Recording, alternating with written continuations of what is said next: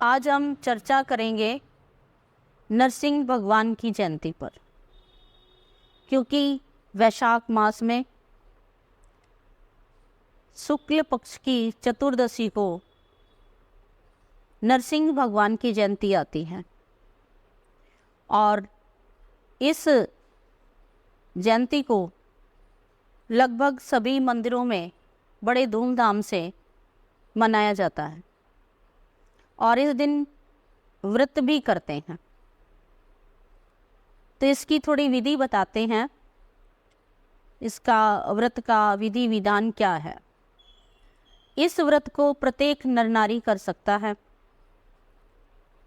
वेद मंत्रों के कुछ उच्चारण के माध्यम से स्वयं स्नान करें और भगवान नरसिंह की मूर्ति को स्नान कराएं दोपहर में और उनको मंदिर के आंगन में प्रतिष्ठित करें और सभी उनकी क्या करें, पूजा करें। और पूजा में नैवेद्य प्रसाद धूप दीप आदि के द्वारा करें। ब्राह्मणों को दान दक्षिणा प्रदान करें और सभी को अभिष्ट भोजन भी अवश्य कराएं। और इस व्रत को जो भी करता है वो सभी लौकिक सुखों को प्राप्त करते हैं। अपने जीवन में सुख शांति की प्राप्ति के लिए इस व्रत को किया जाता है। इसकी कथा इस प्रकार से, राजा कश्यप के यहाँ 2 पुत्र हुए थे, हिरण्याक्ष और हिरण्याकश्यप। दोनों का ही आकार पर्वताकार था और इन्होंने सारी पृथ्वी पर अत्याचार फैला रखा था। हिरण्याक्ष ने भी बहुत अत्याचार किए, देवताओं से इन्होंने स्वर्गलोक को भी खाली करा लिया। तब भगवान ने वराह अवतार लेकर के हिरण्याक्ष का वध किया था। हिरण्याकश्यप हिरण्याक्ष का भाई रहा, तो हिरण्याक्ष के वध के कारण हिरण्याकश्यप को भगवान विष्णु से बहुत अधिक द्वेष हो गया। उसने विचार किया कि मैं भगवान विष्णु को जीत नहीं सकता, इसके लिए मैं तप करूं। तो उसने तप किया।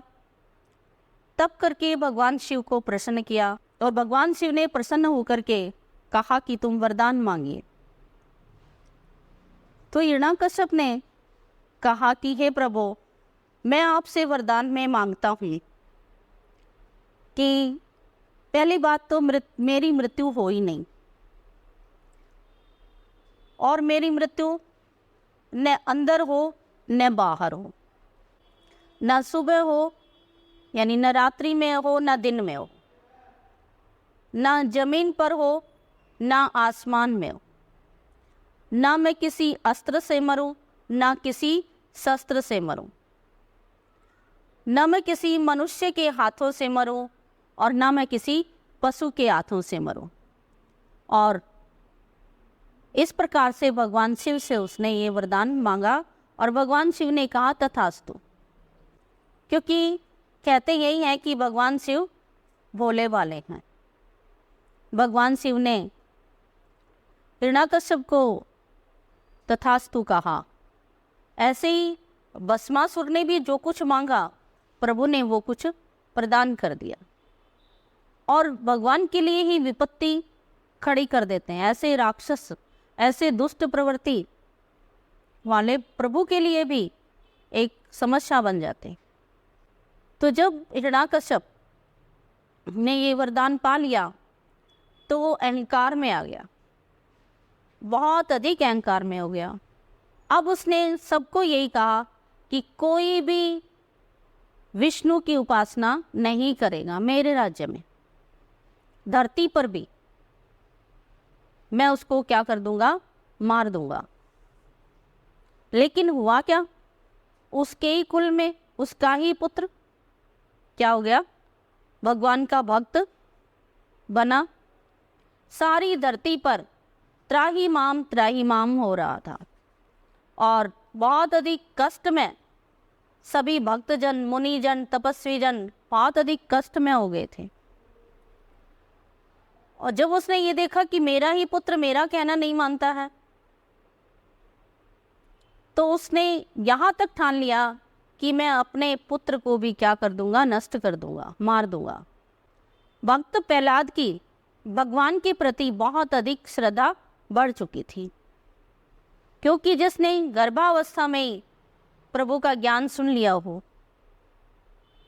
तो वो संसार में आकर प्रभु का चिंतन न करे, ऐसा हो ही नहीं सकता।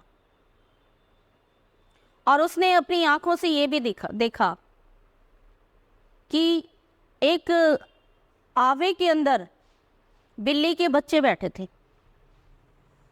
आवा पक गया, लेकिन बिल्ली के बच्चे क्या हुए, जिंदा निकले। जब प्रहलाद ने ये देखा तो उसके मन में भगवान के प्रति बहुत अधिक श्रद्धा बढ़ गई। श्रद्धा ही नहीं, विश्वास बढ़ गया और उसने प्रभु की भक्ति नहीं छोड़ी।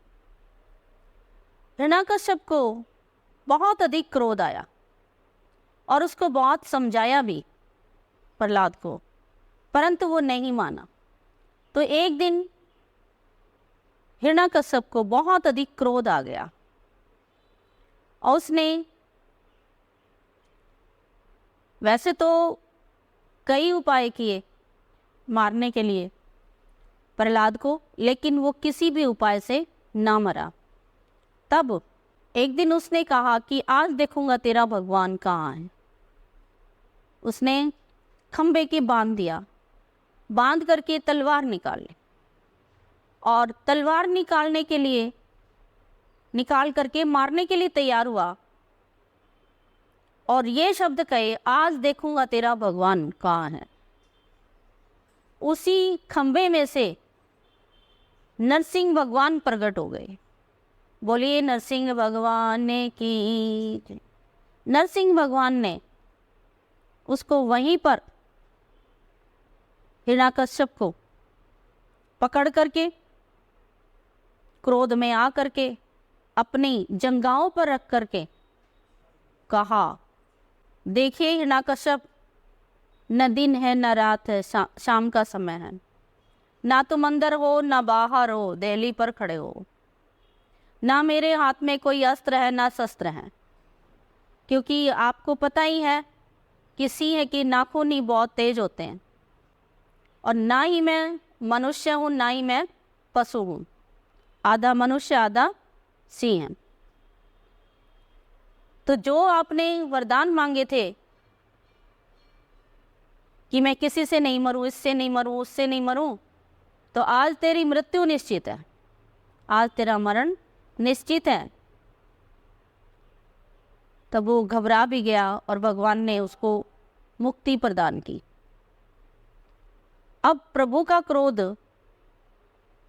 एक सामान्य आदमी का क्रोध तो तभी शांत हो जाता है, लेकिन प्रभु का क्रोध तो भक्तों की द्वारा ही शांत होता है।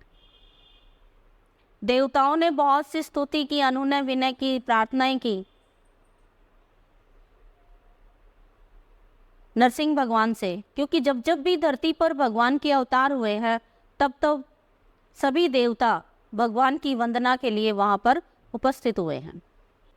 परंतु जो नरसिंह भगवान का रौद्र रूप था वो भक्त प्रहलाद के भक्तिमय शब्दों से शांत हुआ।